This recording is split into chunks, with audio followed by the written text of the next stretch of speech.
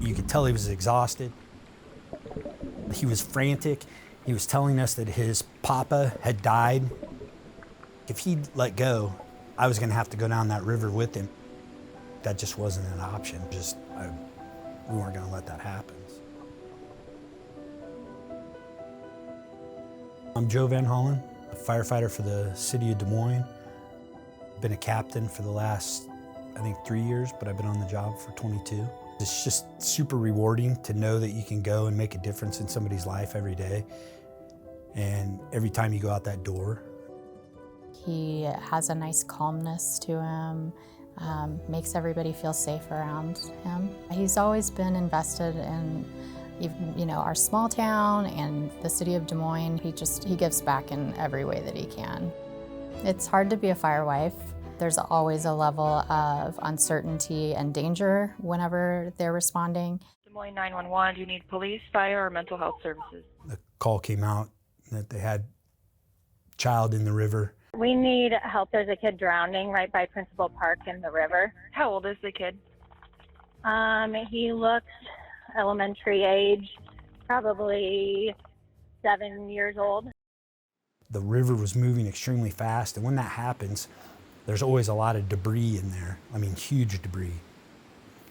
Huge trees floating down the river. Perfect. So you're going to see some officers and fire department showing up here shortly, okay? We've got another call as well.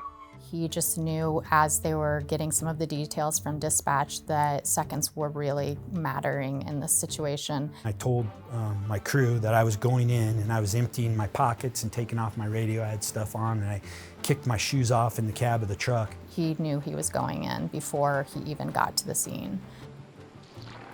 I jumped into the water, and as I made it probably 3/4 of the way to the child, I don't know exactly what occurred, if somebody was stepping on the rope or if it was knotted or what, but the rope just stopped me and it swung me right back around.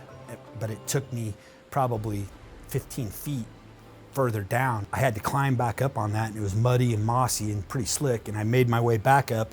I'm sure it was pretty frantic, but I was explaining to them that they could not step on that rope and I needed as much slack as they could give me. This isn't gonna work if we have to do it again. Like, this is my last shot. It worked out perfect. I swam out, made contact with the child. I was able to wrap my legs around him and grab the cable at the same time, and then I grabbed him with my arm. And I just said, we're gonna let go now, and we're gonna swing around. And I told those guys, just hold on to the rope as best you can.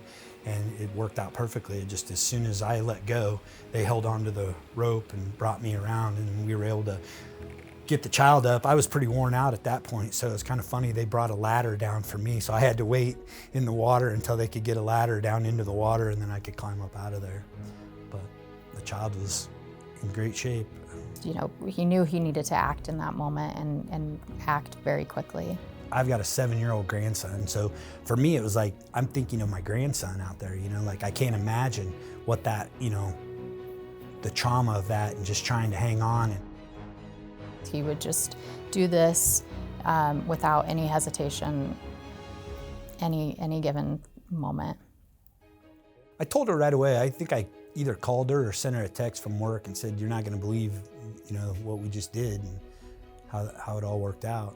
The fire department this last week awarded me the Medal of Honor, the highest award they give out. That was pretty cool.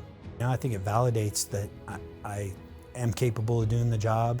I mean, there isn't anything that we do in the fire service that doesn't require a team. It's just, that's not a thing. Even just knowing that they were there and their capabilities made me feel so much at ease in doing what I did. I mean, I just knew that they had my back.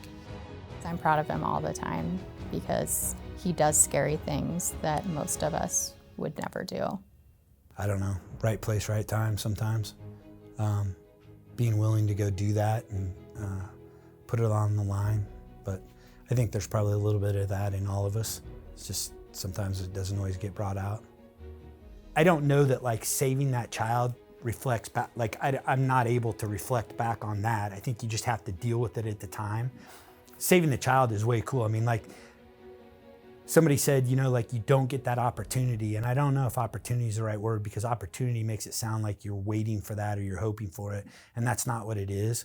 There's 20 other guys on the department that, given that same scenario, would do the same thing. I think that's what sets a firefighter apart from the normal human being is they always jump in to save you or I and would do so without a moment's hesitation. The big takeaway is the world that we live in now that is scary and overwhelming. There are still people out there that are the helpers and that are going to be there for you when you need them.